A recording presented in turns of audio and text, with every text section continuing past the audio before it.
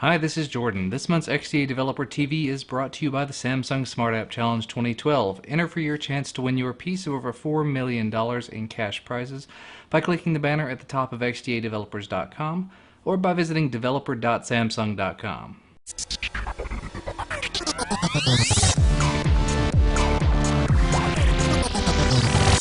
It's Monday, July 9, 2012, and let's go ahead and talk about what happened this weekend at xdadevelopers.com. First and foremost, some excellent news, some exciting news coming out of Cyanogenmod. XDA senior member Eggy Drums brought to our attention, although I did also see it on Google+, the fact that while the team has not started working on Cyanogenmod 10, which is going to be based on Jelly Bean, they are considering the changes that will be required for it, and they are planning to start working on it as soon as the source code is available. And while that may not be as exciting as actually having a release or something built around the SDK, it is nice to know that there will be a team working around it, that Cyanogenmod, which is a huge mod, a huge ROM, will actually be coming for Jelly Bean and will be supporting lots and lots of devices. In some other news, one of the devices that was announced at Google I/O this year that I haven't really talked much at all about is the Nexus Q. And even though it doesn't fit in with the traditional Android device methodology, the XDA people are not going to discriminate, and therefore we had a bunch of tutorials come out this weekend on how to unlock the device, root the device, as well as installing and running new applications on it.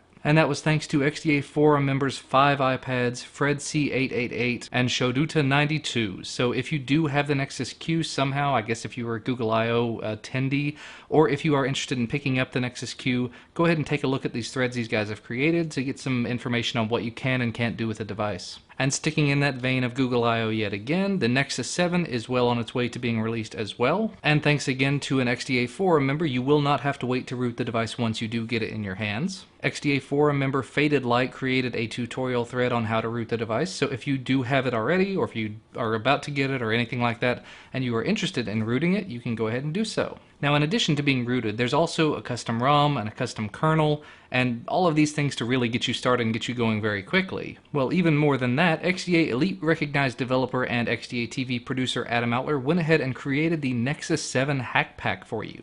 And that's filled up with loads of binaries and reference materials and all sorts of things to help you grow and develop on it. So basically the Nexus 7 seems to be shaping up into the development device, the real customizable, hackable, rootable device that you will want to have if you have a 7-inch tablet, or if you want a 7-inch tablet. And actually, speaking of developing and then growing as a developer and being more of a part of the XDA developer site, XDA senior member The Wade Geek has created a thread giving you step-by-step instructions and a tutorial all about how to compile custom kernels from source. It is a little bit complicated, and it does require that you use Ubuntu to follow his tutorial. But if you ever have been interested in developing kernels or in just adding custom things to the kernel to make it work on your device or to work on other devices, this may be a good place for you to start. And the last thing I wanted to talk about is actually two stories that I'm going to kind of combine into one. As you may or may not know, because I don't think I've actually mentioned it, I pre-ordered the Samsung Galaxy Nexus from Verizon a couple of weeks ago. I found out just yesterday that my device has shipped, and then of course right after I find out my device has shipped,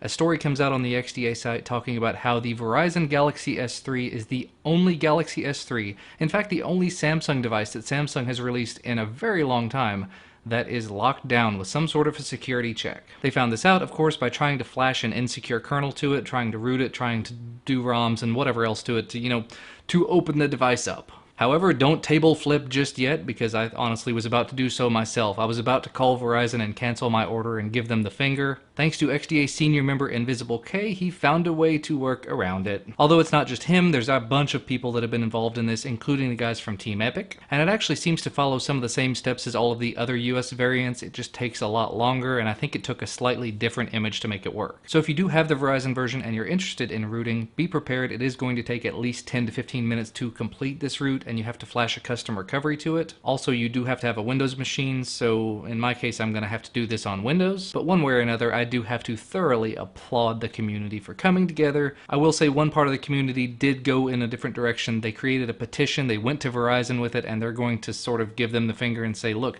give us devices that are unlocked, because you know that it is Verizon that said, you will lock this device down. But the other part of the community just said, you know what, lock it down if you want to, we're just going to go ahead and slip in there behind the back door. And I will say, I'm definitely not pleased with that. I honestly, like I said, considered canceling my order and just finding a Galaxy Nexus on eBay or something.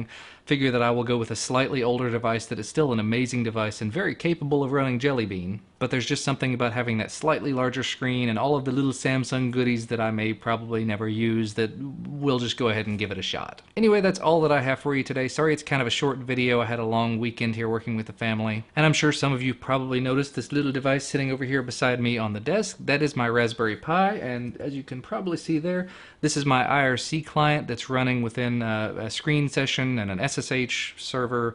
It's all running from the Pi, which is amazing to me. Basically, this took what was an Intel Atom server, and I can just turn it off now because I've got this little teeny tiny thing running off of an SD card. And I'm definitely looking forward to doing some tutorials and some work with this on my channel. Of course, if you haven't taken a look at my channel link will be down in the video description. But like I said, that is all that I have for you today. If you did like this video, make sure to hit the like button down below and subscribe up above if you would like to receive our content as soon as it's available. Thank you so much for watching, and I will see you in a few days.